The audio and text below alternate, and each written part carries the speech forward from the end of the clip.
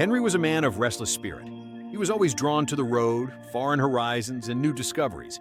He was born and raised in a small town in northern Vermont, USA, where green hills stretched to the horizon, and the air smelled of pine forests and apple cider. Despite the beauty of his native land, Henry had dreamed of great journeys since his youth. He believed that somewhere beyond his home state, real life was waiting, brighter, more exciting, and richer. His first stop on the road to his dream was France.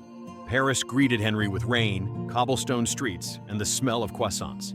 He wandered the Champs-Élysées, climbed the Eiffel Tower, visited the Louvre, and drank coffee in Montmartre. But over time, the romance faded. Everything became gray, foreign, cold. People seemed polite, but distant, as if closed in their own worlds. Henry's heart did not respond to the French charm. Italy lured him with sun and warmth. Henry traveled from Venice to Rome, tasted pizza in Naples, and sunbathed on the Amalfi Coast.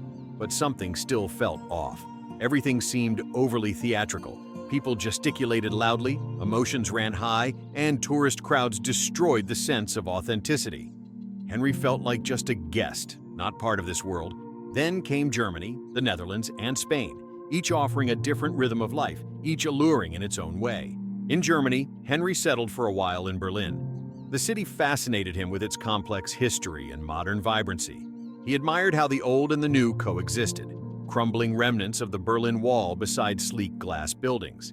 He visited underground art galleries and techno clubs, tried currywurst at street stands, and cycled along the Spree River.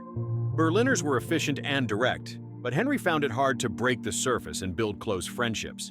He often felt like an observer rather than a participant, watching life unfold through a pane of glass. From there, he moved to Amsterdam. The canals, narrow houses, and laid-back atmosphere captivated him at first. He rented a tiny apartment above a flower shop and spent mornings biking to coffee houses and afternoons photographing the golden light glinting off the water. Dutch culture, with its balance of individual freedom and social responsibility, intrigued him. Yet beneath the picturesque charm, he sensed a quiet reserve that he couldn't penetrate. It was a friendly place, but it rarely felt warm. Spain, by contrast, was a burst of color and passion. Henry found himself in Barcelona, immersed in the wild imagination of Gaudi's architecture, the energy of flamenco, the late-night dinners and bustling markets. He loved how life spilled onto the streets, how strangers talked to one another like old friends. He learned some Spanish, danced during local festivals, and lingered in tapas bars until the small hours. But even here, surrounded by music and life, something was missing. It was as though he were always just passing through, never truly belonging. With each country, Henry grew, changed, collected stories and impressions. Yet with each departure, the same emptiness traveled with him, a quiet echo of something he'd left behind. He lived in Berlin, Amsterdam, Barcelona, worked as a freelancer, photographed street life, tried local cuisine, and even made friends. But something inside remained empty. Everything was fine, but not familiar. The cities felt convenient, but soulless. People smiled but didn't invite him to dinner. Everything felt like the cover of a travel magazine, beautiful, but not real. Then came the East, Japan, South Korea, Vietnam. In Japan, Henry was struck by the precision of daily life, the quiet efficiency of the trains, the discipline of queues, the perfection in every gesture. He admired the minimalist aesthetic and serene beauty of Zen gardens. Yet beneath the tranquility, he felt a chasm of unfamiliarity.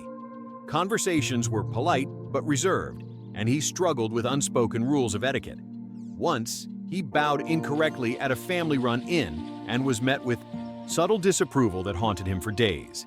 He tried learning the language, but the layered formality and complex characters overwhelmed him.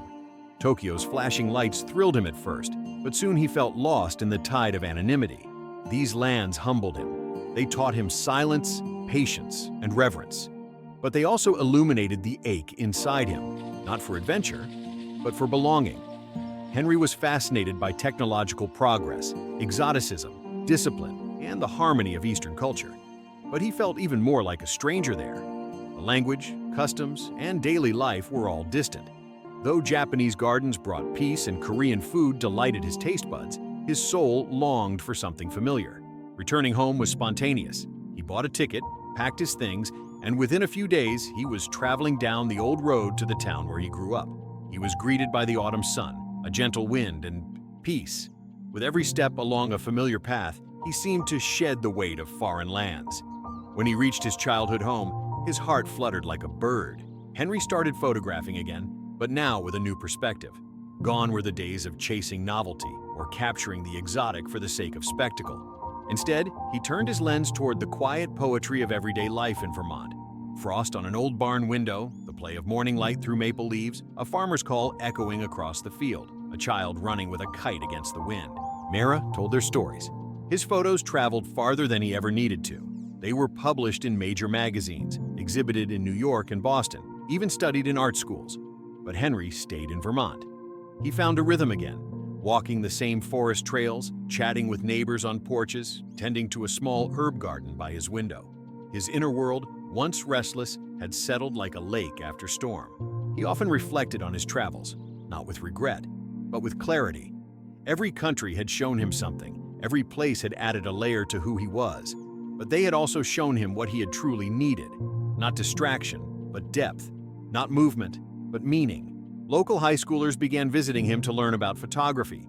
He started mentoring a few, teaching not just technical skills, but how to see. The best photo, he told them once, isn't taken with your eyes, but with your heart. He didn't miss airports, he didn't miss passports. He had found a different kind of freedom, the one that lives in stillness. And in the stillness, Henry bloomed, but now with a new perspective. In each photo, not exoticism, but truth. His work became popular. Magazines published reports about the American countryside, its traditions, its people. Henry was invited to exhibitions, but he declined. He felt content at home. Sometimes acquaintances from abroad wrote to him, "Isn't it boring there?" He would simply smile and reply, "Every day here is full of meaning. I found what I was looking for, not out there, but here, in my home, among my people." Because you can travel the world, but the heart always longs for home. And Henry realized the most important thing. True happiness isn't in the number of countries stamped in your passport, but in where you feel content even without a suitcase.